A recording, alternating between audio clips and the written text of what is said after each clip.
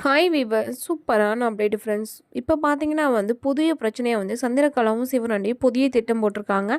சந்திரகலாவும் சிவராண்டியும் புதிய திட்டம் போட்டு என்ன பண்ணுறாங்கன்னா, அதாவது இந்த குடும்பத்துக்கு கலச பூஜை பண்ணுறதுக்கான தகுதியே கிடையாது. இந்த பூஜையை நாங்கள் தான் பண்ணணும், நான் தான் பண்ணணும், நானும் எங்கள் சித்தப்பாவும் தான் பண்ணணும்னு சொல்லிட்டு சிவராண்டி சொல்கிறாரு. இதை கேட்டு கார்த்தி ரொம்பவே அதிர்ச்சி அடைகிறாரு.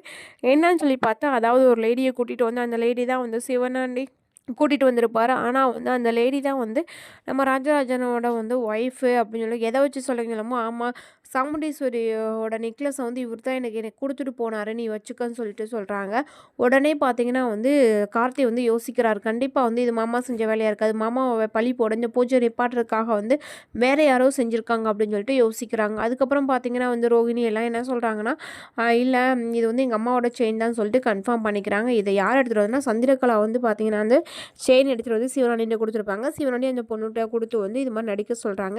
இடையில சாமுண்டீஸ்வரி வந்துடுறாங்க. சாமுண்டீஸ்வரி என்ன சொல்கிறாங்கன்னா, ஏன் என்னோடய வாழ்க்கையை இப்படி கேள்விக்குறி ஆயிடுச்சு, யார் நீ அப்படின்னு சொல்லி கேட்குறாங்க. கேள்விக்கு மேலே கேள்வியாக கேட்குறாங்க அந்த பொண்ணு கேள்வி கேட்கும்போது ரொம்பவே பதறுது. பதறத்தை பார்த்துட்டு இது நாடகம், இது யார் போட்ட நாடகம், இந்த சிவனாடி போட்ட நாடகம் தான், நீ ஏன்டா இப்படிலாம் உருப்படவே மாட்டேன், இந்த கலச பூஜை நீ பண்ணுன்னு சொல்லி தான் நான் ஆசைப்பட்றேன், இது என் புருஷி தான் பண்ணுவார் அப்படின்னு சொல்லிட்டு நேரடியாக சொல்லிடுறாங்க. இதனால் சாமுண்டீஸ்வரி ரொம்பவே ராஜராஜன் சந்தோஷப்படுறாங்க. சந்திரகலா ஒரு பக்கம், ஐயோ இந்த பிளானும் கெட்டுருச்சா, இன்னும் எந்த பிளான் தான் நம்ம போடுறதுன்னு சொல்லிட்டு யோசிக்கிறாங்க. அதுங்காட்டி கார்த்தி என்ன முடிவெடுக்கிறாருன்னு சொல்லி பொறுத்திருந்து பார்க்கலாம்.